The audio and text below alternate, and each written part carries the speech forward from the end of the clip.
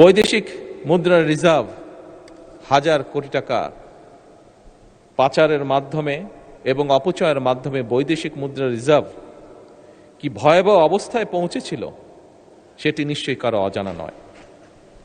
মাননীয় স্পিকার, টাকার যে এক্সচেঞ্জ বা হার হ্রাস এটি 40% নেমে গিয়েছিল। এর বাইরে আমরা দেখেছি সেই সময়, যদি আমরা উল্লেখ করে থাকি, কম বেশি অনেকেই বলবেন, অনেকেরই ধারণা আছে, বেশ কিছু প্রজেক্ট যেটিকে বলা যায় ভ্যানিটি প্রজেক্ট, এই প্রজেক্টগুলো গ্রহণ করার মাধ্যমে অহেতুকভাবে দেশি বিদেশি ঋণ গ্রহণ করা হয়েছিল, যা এখন জাতির উপরে বোঝা হয়ে দাঁড়িয়েছে।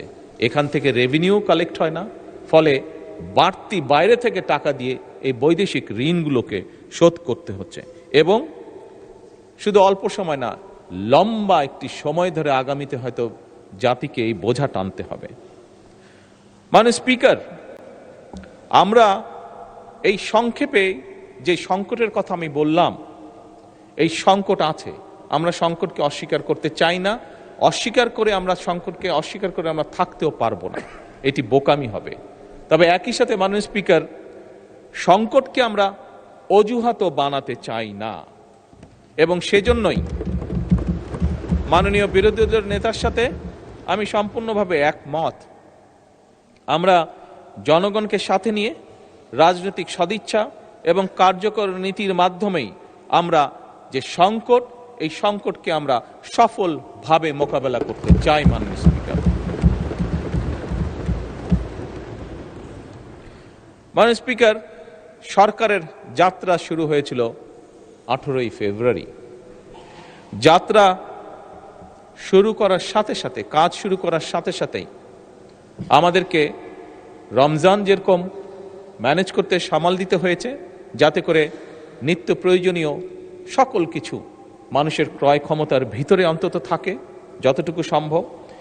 একই সাথে মাননীয় স্পিকার, এই ভঙ্গুর যে অর্থনীতির সংক্ষেপ চিত্র আমি তুলে ধরলাম, যার সম্পর্কে আমাদের প্রত্যেকের কম বেশি ধারণা আছে, এইটি সাথে নিয়ে আমাদেরকে হঠাৎ করে মধ্যপ্রাচ্যর সংকটকেও মোকাবেলা করতে হয়েছে এবং আমরা দেখেছি কিছু মানুষ খুব কষ্টের শিকার যারা হয়েছেন।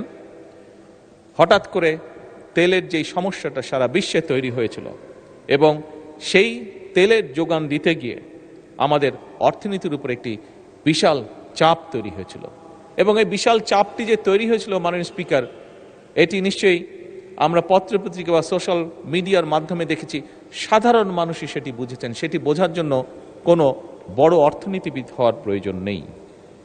মাননীয় স্পিকার, এরকম একটি পরিস্থিতির ভিতর দিয়েই আমাদেরকে আজকের এই বাজেটকে প্রণয়ন করতে হচ্ছে, এই বাজেটকে উপস্থাপন করতে, এই বাজেটকে তৈরি করতে হয়েছে। মাননীয় স্পিকার, বিভিন্ন অর্থনৈতিক সংকট, দুর্নীতি, পাচার সবকিছুকে সামনে রেখেই এই বাজেট আমাদেরকে প্রণয়ন করতে হয়েছে।